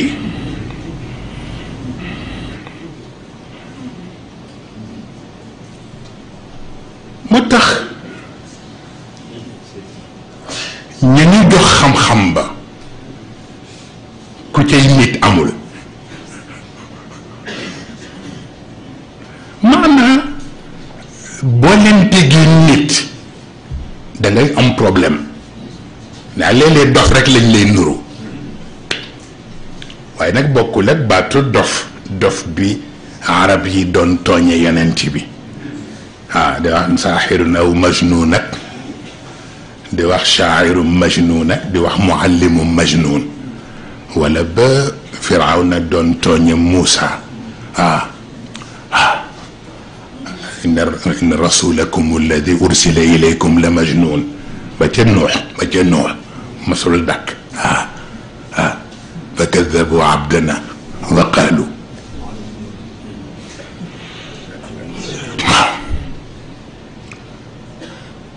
waaye façon dof yi ñu wax man a waxin la man a wa nunshi'ukum fi ma la ta'lamun bi sujud bi amee ci al masjid al aqsa al bashari ba noppi nunshi'ukum fi ma la ta'lamun mu jël xam-xam boobu def ko ci ay nit la ñuy wax nekkul ci téere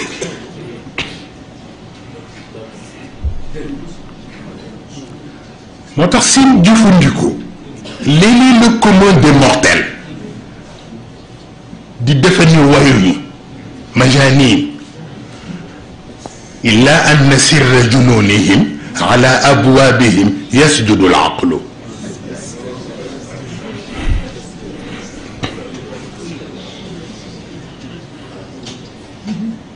majanin illa an sirra jununihim ala abwabihim yasjudu al aqlu maanaam dañu wax ne xel mooy nit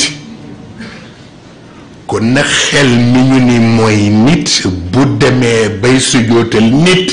nit ka leneen la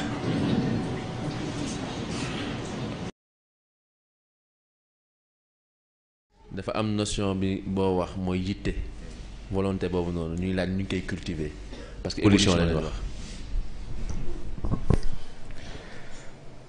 volonté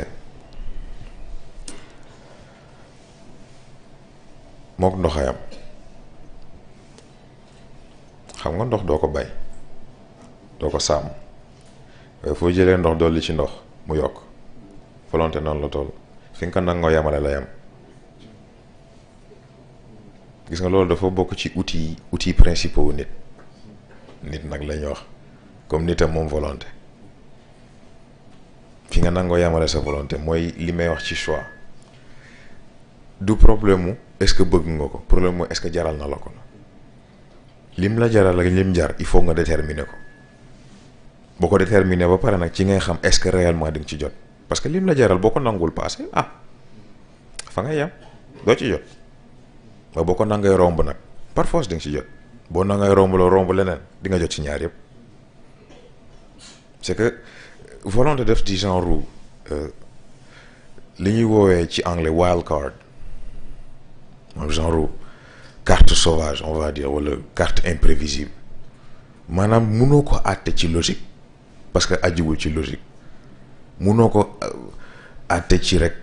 bëgg-bëgg parce que yemul ci bëgg-bëgg dafa transcender yooyu yëpp gis nga volonté boo ko bëggee dégg mu gàtt expression noyau humain bi la maanaam gis nga yaram bi xel beeg ruux yi bu ñu àndee ni lii la ñuy doxal loolooy volonté expression noyau humain bi la. su boobaa nelaw du la impacté liggéey ba sonn du la impacté. exactement parce que xas naa ba jaral la. am na kuy laajte. si cadre information booy jot.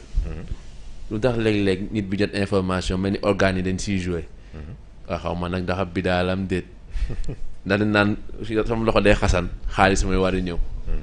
ñu daal di loolu noonu nu mu mën demee est-ce que si cadre évolution la. wala c'est naturel à l'homme wala yàlla la si jàppale rek. déedéet si li ñu doon expliqué sànq ci réseau cérébral bi parce que ñi nga xam ne tey jii cerveau antenne lañ yore par exemple genre information yi bu ci nekk ak façon bu muy ñëwee en effet comme ni nga waxee am na ñoo xam ne tey jii seen loxo day xasan ñu ne maa ngi jot ci xaalis day am na ñoo xam ne tey jii ci beneen façon la day am yooyu yëpp ay façon la mais façon bu nekk dafa unique à chaque personne. ni muy ñëwee pour chaque personne du bokk ak bi ki ci des mais gis nga li intéressant mooy tey jii bu ñu nee cerveau antenne ci nga xam ne tey jii moom moo contrôler cerveau ba pare nekkaale cerveau antenne foofu la mbir di intéressant rek ndax kooku il a littéralement je dis bien littéralement la capacité lu mu mënti soxla ci àdduna bu ko neexoon àdduna bi yëpp àndoon ñu indil ko tegal ko ci kanamam parce que am na capacité boobu c'est ça moo tax quand je parle de juridiction lii yëpp ci la. am na koo xam ne tey jii bu génnee di doxi soxlaam soxlawul ku ko wër soxlawul ku ko protéger bu ko dara doon dal rab yaay ñëkk ñëw ndax ñoom ñooy police u àdduna am na koo xam ne tey jii bu xëyee feebar day génn dagg benn garab mi lekk ndax garab bi ñooy premier hôpitaux yi kon nga xam ne yàlla ba mu joxee nit la mu soxla yàgg na c'est tout.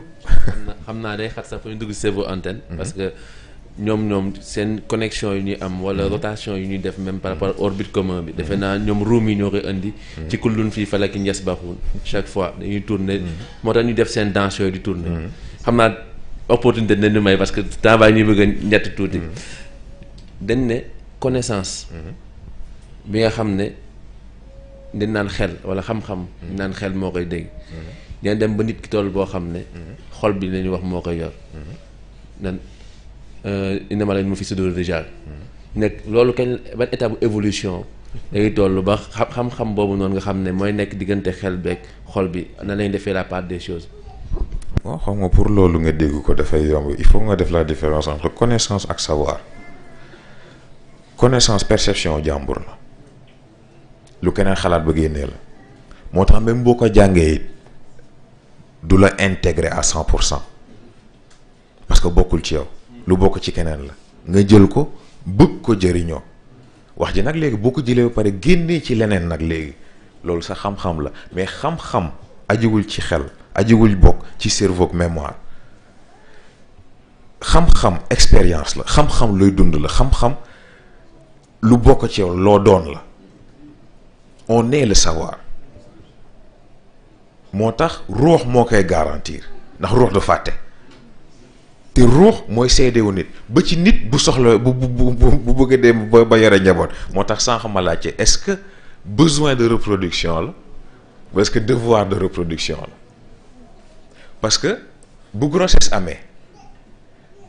yaram jël ëmbam xel jëm ëmbam lan mooy rôle ruux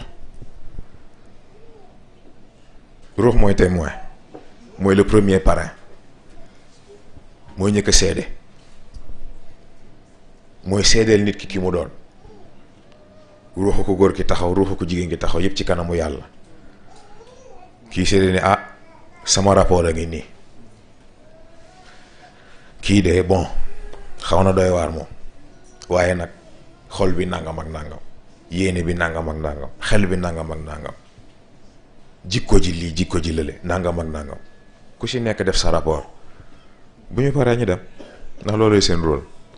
yàlla nag par rapport ak rapport googu lay xool ban ruux la leen di baaxee moo tax ruux moom du jël grossesse waaye importance grossesse bi yëpp ci ruux la aju c'est extraordinaire. waaw ci même cadre boobu sax la nit beneen affaire la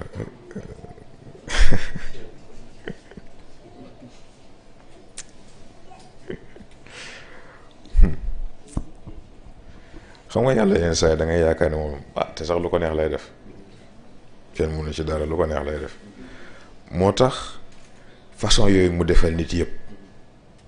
nit war a bëlwali ko réeree ko noonu nattu mënu ko wees. xam naa buñ toppee affaire yi moom temps bi na dem.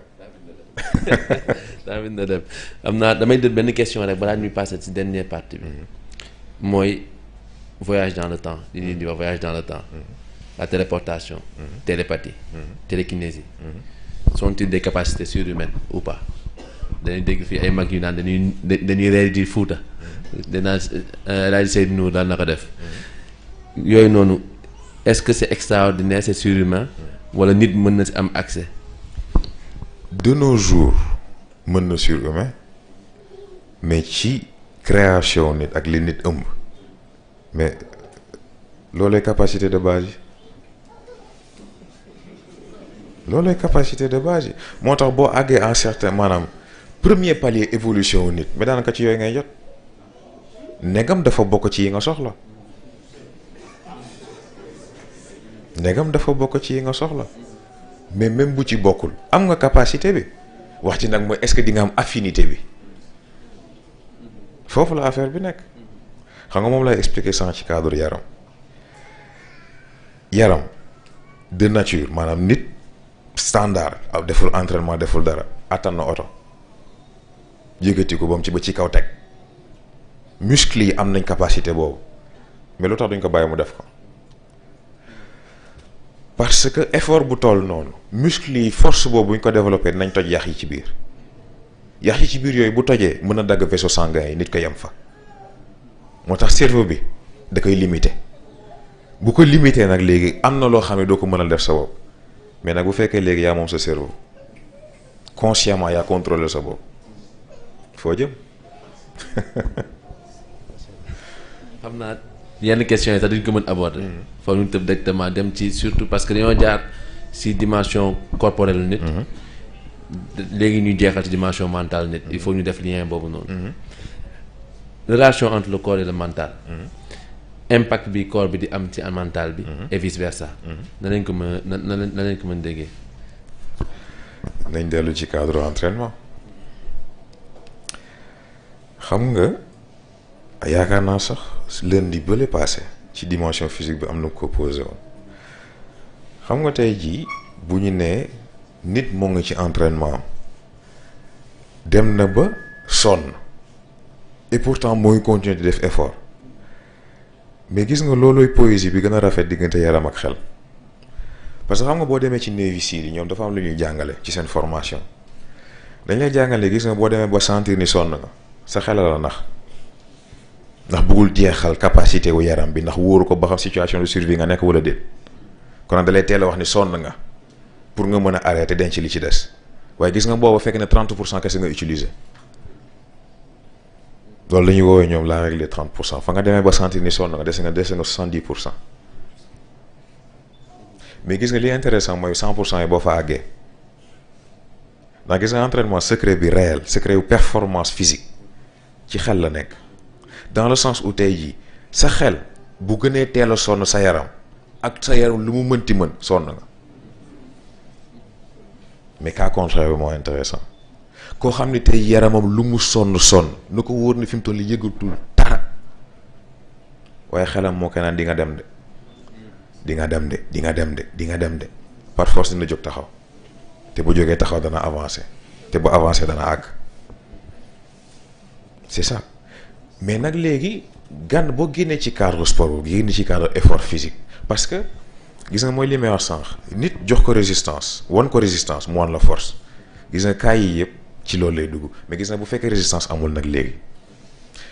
foofu ngay mën a seetlu subtilité wu connexion yi. parce que moment bi nga xam ne nit ki il est au repos amul réellement benn niveau d'adversité amul benn niveau d'effort bu mu nekk gis nga foofu ngay mën a seetlu bu may naan benn composant benn dimension ci nit ki bu surdéveloppé te yi ci des ñoom it àgguñ ci benn sëy bi daf koy cannibaliser tey ji yaram boo ko surdéveloppé te jotoo sonn ci sa xel ak ci sa xam-xam parce que ci foofu sax dafa am benn sew-sew boo xam ne bëgg naa ko indi xam nga dañuy tudd idiotie tudd stupidité mais lan mooy différence bi stupidité yomb na dégg yaakaar naa sax chinois yi ñooy wax ni ki xamul nangoo laajte bu dee dofit ndofam jeex na waaye ki xamul nanguwul laajte ba keroog muy dugg bàmmeel du jóg ci nekk dof c'est très important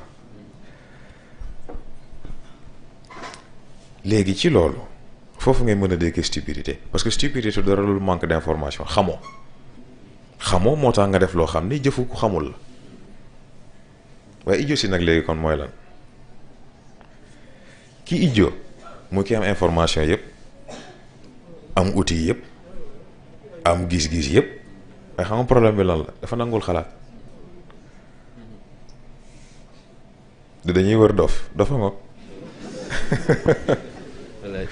sew boobu rek laa ci bëggoon ñu jeexal ko ak dernière question man dama bëgg domaine yooyu espace ak temps entre yaram ak xel nu ñu koy comprendre xam nga sax sànq yaakaar naa jot nga ko indi voyage à travers le temps ak yooyu mais xam nga li ci intéressant mooy fonctionnement am dëgg la sax c'est régulé ndax bon temps yi ci aju dafa bëri mais bu ñu xoolee ci exécution bi day mel ni nga ubbi sa Google Maps fi ngay teg sa baaraam ne fii laa nekk foofu mooy yaram gi sa xel mooy am compréhension wu mécanisme bi ci cadre physique bi sa ruux moo yore compréhension wu mécanisme bi ci cadre immatériel ak exécution wu voyage bi parce que moom espace tënk ko temps tënk ko mais nag gis nga lii yëpp opération bi yow dafay dépendre ci neexoo gi am diggante yaram xel ak ruux ndax bu yaram neexoo ak xel te neexoowul ak ruux voyage bi mënul nekk ndax bu fekkee da nga yëg ci oto chauffeur bi ne maa lànk yóbbuwuma la foo jëm di nga wàcc de c'est ça mais aussi yaram bi nekk fa neexoog ruux te neexoowul ak xel beneen problème dafay am parce que foofu yaram bi dugg si na neexoon ak chauffeur bi waaye mook chauffeur bi ku nekk li ngay làkk kenn déggu ko moo leen dem c'est ça bu fekkee ku si nekk nag da nga xuloog sa moroom xalaatu def loolu yëpp sax moo dul am c'est ça mais nag perception espace-temps tout va dépendre nag léegi perception boobu nan la nit ki gisee espace-temps et pourtant sànq lañ koy waxtaanee ci kër gi niñ doon waxtaanee naan waaw koor gi moom dafa gaaw heure bi ren moom day gaaw a dem heure dog day gaaw a jot xam naa moom xaw ma kooku njóobeen la wala njaay gis nga foofu c'est un processus mental parce que perception au temps nit a ko soxla yàlla soxlawu ko nit a ko soxla yàlla soxlawu ko nit mooy judd temps bi di jàll boo seetloo xale boo ko ne xaaral 10 minutes moo nga rey ko benn la day yàgg ci moom munu ci dara et pourtant mag tey ji boo ko ne 10 minutes day naan laay jot na ba pare parce que gis nga problème mu perception boobu la gis nga ni ngay gisee àdduna bi boo nekkee xale bëri na information yeeg fonctionnement yoo xam ne duggagul ci système mii nagoo ko bu xasee ba ancré wu nag léegi yaram bi li muy def mu def koy raffiner dans le sens où da koy defee façon boo xam ne yoo xam nga lii tout le temps dafay am mais da la koy indil ci façon boo xam ni du surcharger en fait sa xel wala say sens stimulus bi lay wàññi volume bi di ko wàññi ba da ngay dem ba mujj gi lu metti woon wala mu jafe wala mu naqari ci yow day xëy ba léegi beneen impact lay am negam sax dina amati impact ci yow c'est ça moo tax tey boo fekkee xale mu toog nga kaata ko dina saf boo fekkee mag mu toog nga kaata ko dina saf waaye mettit yi du bokk. gis nag foofu la sew-sew yi nekk nit dafay adapté wu tout le temps à tout moment boo ko gënee seetlu sax ci cadre entraînement la xam nga ñoo ngi wax ci entraînement cardiovasculaire pour travailler xol endurance ak yu mel noonu mais dafa am ay façon mais peu importe façon bi gis nga entraînement dafa am logique boo xam ne il faut nga comprendre ko xas nga ci miin dara xas nga ci tàmm dara bàyyil jàllal ci leneen parce que yaram dafay adapté wu nit dafay adapté wu gis nga looy gën di def dara moom day gën di xool nu muy defee même chose bi avec le moins de ressources possible ce qui fait que effort bi ngay def day gën a wàññeeku résultat bi nga ciy am gën a wàññeeku moo tax di nga nekk di daw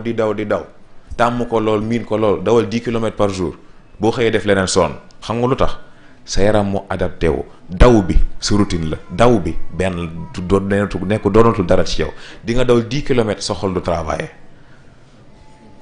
comme nag travailler wala avancé dafay régresser. xam naa rek ñuy tëj. dañuy tëjee ci ouverture vers semaine prochaine ñëw waa Interpol. ñu war a waxtaan. mooy la place du mental dans le noyau. parce que bu fekkoon dañ koy xool électroniquement wala scientifiquement. dañuy jàpp ni mental day jouer rôle convertisseur. entre beneen domaine bi nga xam ne mooy domaine ñoom yàlla ak ñoonu ak domaine bi nga xam ne ñun ak nit yi la. muy jouer rôle convertisseur def naa tudd nga ko sax sa waxtaan. bi nga naan yaram nafs moo yor motricité beeg. yooyu yëpp te loolu ci xel ci cadre xel la. te daa am rapport ak ruux boo xam ne. forcément day jouer rôle interlocuteur entre deux yooyu noonu. tout en sachant que ruux mën na agir directement ak yaram. lan mooy place su mental ci noyau boobu noonu.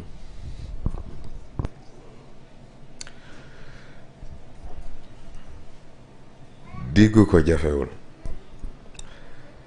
dans le sens où demee li nga ne ñun ñetti ñuy toog nga ne yow français nga moom anglaise la man dégg naa français dégg naa anglais te ñaar bëgg ngeen xamante seen communication foog mu jaar ci ma bien vrai que communication nag lañu wax parce que communication tey ajuwul ci làmmiñ communication geste am na langage des mains am na bu leen neexee ngeen communiquer façon boobu waaye est-ce que boobu ak ma traduire leen bal moo gën a yomb bien vrai que ci jotaay bii rek ci suñu ñun ñett ñu toog am na benn lien benn xarito benn affinité boo xam ne mën nga ko am ci diggante sans pour autant man ma intervenir ci te par force dafay am parce que ñun ñett a toog bu ñu doon wax ñun ñett la ñu wax ne ñoo ay xarit peu importe est-ce que ñoo bokk li ñuy làkk peu importe est-ce que ñoo bokk fi ñu jóge mais ñoo bokk fi ñu jëm di nga bokkal nit yoon di nga bokk ak nit yoon lu mu yàgg te bokk leen fi ngeen jëm sa arrêt am bokkul et pourtant di ngeen bokk yoon dana neex lool waaye tôt ou tard dana am ku nekk fu nga jëm waaye ñett yi yaram xel ak roox mën nañ bañ a bokk fi ñu jóge waaye par force ñoo bokk fañ jëm moo xam nangu nañ ko moo xam nanguwuñ ko moo xam neex na leen moo xam neexu leen parce que liñ soxla ci ñoom mooy ñu matal nit gis nag boo bëggee dégg nag noyau boobu ak interaction bi dégg ko ci xaritoo gi ce sont 3 amis ñu bokk benn aventure noonu rek la toll ku si nekk ak fi ngay féetee sa morom dañoo doon seetaan Pépin 3 pommes. dafa mel ni question yi foofu la tolloon ba ëppoon na lool nag. mais du ñàkk ci interaction yi ci plateforme yi. du ñàkk waa équipe bi dinañ ci mën a def ay réponses waaye macha allah matale na lool. xam nga ndax docteur am na lu ñu ci dolli wala déet moom de xam naa ñëpp bëgg nañ ñaan a des. ñaan yàlla mottali. yéene bi barkeel lépp. xam naa lii Saadu waxoon rek dañuy àbb kàddu gi fasir ala barakatillah rek li la mën ñaanal yàlla taxawul la te barkeel lépp incha allah asalaamaaleykum wa rahmatullah waaw xam naa sax balaa maa ñaan xam naa wax nañ ma ko waxati ma ko naa ma aller retour bi moom nuñ ciy def waaye man de yàlla xam ne problème laa ci am ndax ñëwee naa aller retour ñu jëriñoo ko c'est magnifique waaye yàlla xam ne ni li tax may hésité génne ko boobu ba léegi lenn la te mooy man mi yàlla xam ne doyuma yàlla xam ne doyuma bu ma sañoon boo leen di jot ci dara de doon loo xam ni wax dëgg neex yàlla tolloo na ak njabootu ki ngeen doon loolu rek a ci nekk inquiétude bi waaye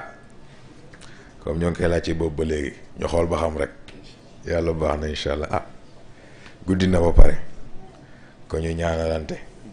ba lundi incha allah ñu ko nekk jàng fatiha falax ak na salatul fatih bismillah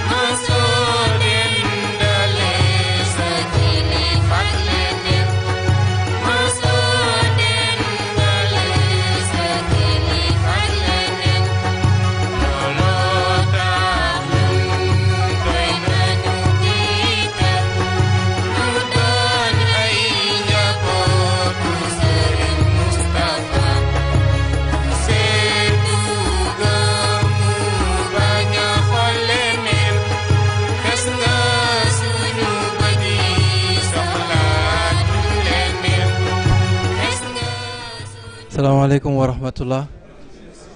xam naa ñu fàttali leen rek ci dimension mentale lañ nekkoon jeexal nañ ko tey war a dugg ci dimension spirituelle bu ustaas yi wala bu spirituel yi di fàttali leen rek dina jàllaat Mourchid TV